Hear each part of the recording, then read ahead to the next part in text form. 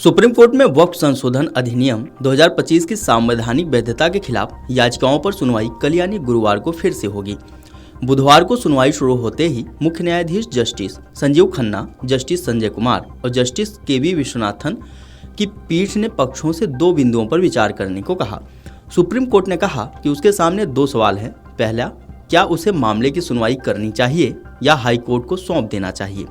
दूसरा, वकील किन बिंदुओं पर बहस करना चाहते हैं।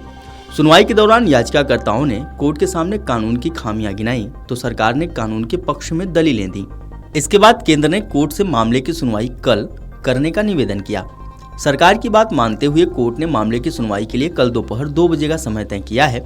सुनवाई के दौरान सीजेआई ने यह भी कहा कि एक बात बहुत परेशान करने वाली है, वह है हिंसा। यह मुद्दा न्यायालय के समक्ष है और हम इस पर निर्णय लेंगे। इस पर सॉलिसिटर जनरल तुषार मेहता ने कहा कि ऐसा नहीं होना चाहिए कि हिंसा का इस्तेमाल दबाव बनाने के लिए किया जाए। आपको बता दें कि सुप्रीम कोर्ट ने केंद्र सरकार से भी तीखे सवाल पूछे। सीजेआई ने एसजी तुषार मेहता से कहा कि वक्फ बाई यूजर क्यों हटाया गया। सुप्रीम कोर्ट ने कहा कि 14वीं-15वीं सदी की अधिकांश मस्जिदों में विक्री विलेख नहीं होगा, अधिकांश मस्जिदें वक्फ बाई यूजर होंगी। इस पर एसजी तुषार मेहता ने कहा कि उन्हें इसे पंजीकृत करवाने से किसने रोका। सुप्रीम कोर्ट ने सवाल किया कि अगर सरकार कहने लगी कि ये जमीनें सरकारी हैं तो क्या होगा। सुप्रीम कोर्ट ने सिब्बल से भी पूछा कि पंजीकरण में क्या समस्या है।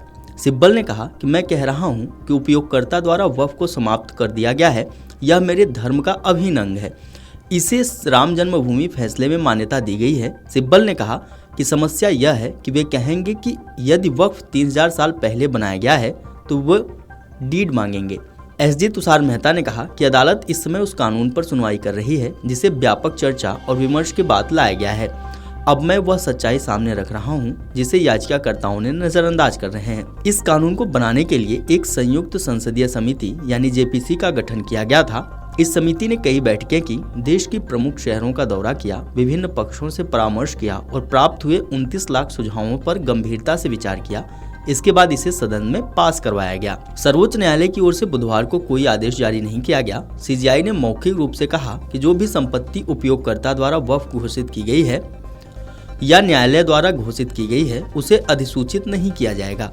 इसके साथ ही अदालत ने कहा कि पदेन सदस्य नियुक्त किए जा सकते हैं, उन्हें धर्म की परवाह किए बिना नियुक्त किया जा सकता है, लेकिन अन्य मुस्लिम होने चाहिए। सीजेआई खन्ना ने कहा कि जब वो दिल्ली उच्च न्यायालय में थे तो हमें बताया गया कि यह भूमि वक्फ भूमि है। हमें गलत मत समझिए, हम यह नहीं कह रहे कि सभी वक्फ उपयोगकर्ता द्वारा गलत तरीके से पंजीकृत है। सुप्रीम कोर्ट ने कहा कि वह एक उच्च न्यायालय को भी मामले की सुनवाई का निर्देश दे सकता है और इस तरह से उसे उच्च न्यायालय के फैसले का लाभ मिलेगा। आपको बता दें कि एआईएमआईएम नेता असदुद्दीन ओवैसी, आम आदमी पार्टी के नेता अमातुल्लाह खान, धर्मगुरु मौलाना अरशद मदनी, राजद नेता मनोज झा और all India Muslim personal law board और जमीयत उलेमाए हिंद समेत कई मुस्लिम संगठनों ने शीर्ष कोर्ट में 2 दर्जन याचिकाएं दायर की हैं। कोर्ट में 70 से ज्यादा याचिकाओं के जरिए वक्फ संशोधन कानून को चुनौती दी गई है। तो वहीं केंद्र और भाजपा शासित राज्य राजस्थान, महाराष्ट्र, हरियाणा, मध्य प्रदेश, छत्तीसगढ़ और असम की सरकारों की ओर से भी याचिकाएं दायर की गई हैं। केंद्र ने शीर्ष अदालत से कोई भी फैसला सुनाने से पहले उसके पक्ष को सुनने का आग्रह किया है। Video desk अमरउजाला.com।